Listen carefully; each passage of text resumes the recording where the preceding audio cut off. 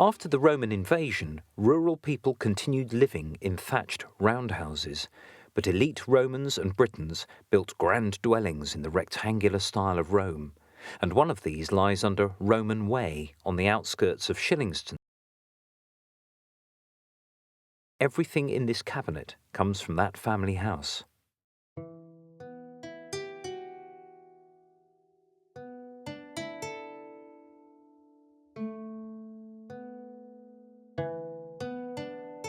Excavating in 2004, archaeologists revealed a luxury villa of flint and sandstone with a limestone and clay-tiled roof. Built around 200 years after the invasion, its likely owners were a civil servant or retired army officer, or the wealthy descendant of a Durotrige's chieftain. Just as we do today, its owners extended and improved the house during 150 years of occupation.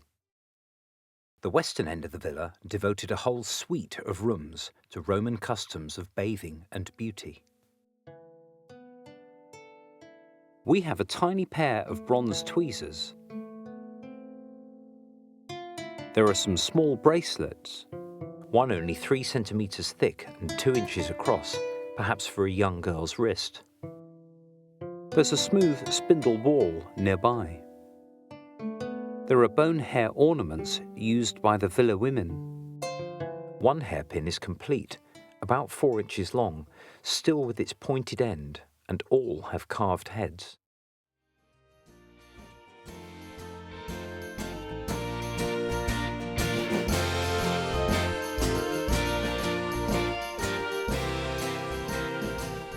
For bathing, the Romans typically placed a hot water caldarium room next to the furnace, then a cooler tepidarium, then perhaps a steam room to open the skin pores, and an icy plunge into the frigidarium to shut them up again.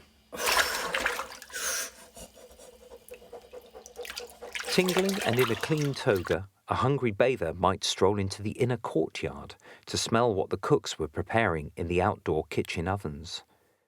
2 rooms on the southern side had mosaic floors and decorated plaster walls reproduced in our painted backdrop.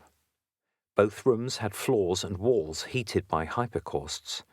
Hot air from the furnace flowed under the floor between tile piers supporting floor slabs on which mosaics were laid. Thermal updrafts also drew the hot air into clay box flues or tubuli in the walls.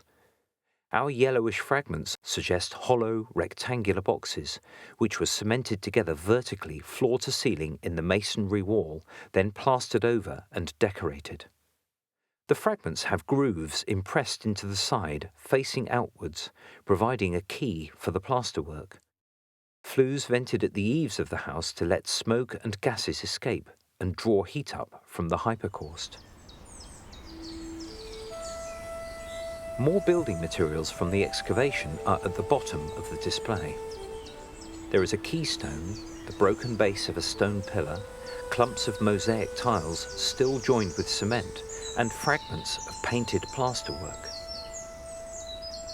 Chunky limestone roof tiles come from the lower section of roof, one with its nail hole intact, and 2 pieces of teguli, the flat clay rectangles that covered most of the roof.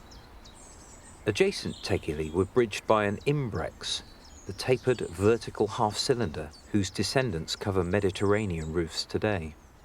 Our imbrex is 37 centimeters long and may have been shaped over the thigh of someone slim and about 5'3", nearly 2,000 years ago.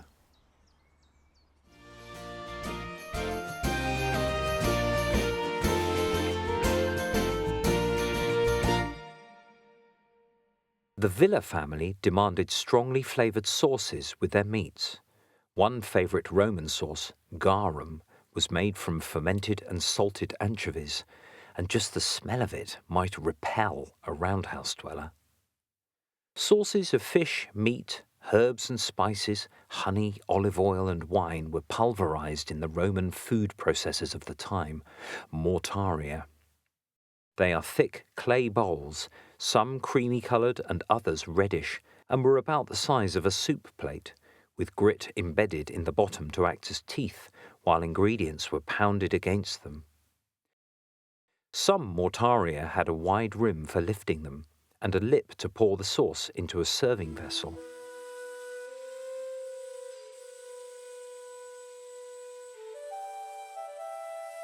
Mortaria was strictly for the kitchen, and we have a fragment of Samian ware strictly for the villa's dining room.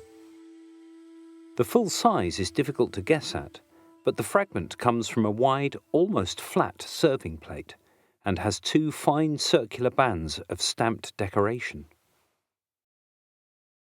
Our display holds fragments of black burnished ware made by Duratrigian potters from the Middle Iron Age onwards. Today's kitchens contain pans and casseroles from 6 to 9 inches across, and pot rooms from the villa suggest the cooks used a similar range of sizes, some tall and narrow, some squat and wide. Some rims curl back over the pot, perhaps for lifting them, while others merely finish or reinforce the top of the pot or jar. This pottery was so successful that Roman cooks used pool-burnished ware late in the occupation, in garrisons as far north as Hadrian's Wall, and some specialists speculate that it was still in use after the Saxon invasion. If so, its manufacture endured for 800 years or perhaps more. In contrast, the villa's tableware was fine and often decorated, and we have 7 fragments of glass vessels, which would have graced the villa's dining room.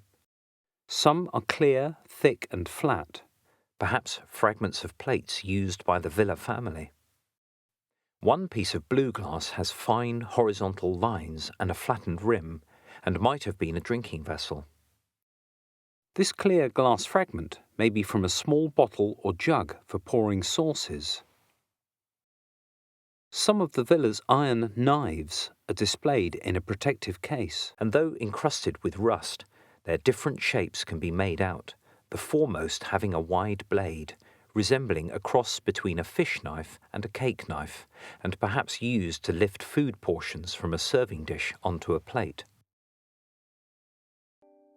We know some of the foods the villa residents ate from the cow, sheep and pig jawbones in our display, along with oyster shells and a bird's skull and wishbone coming from a bird the size of a raven.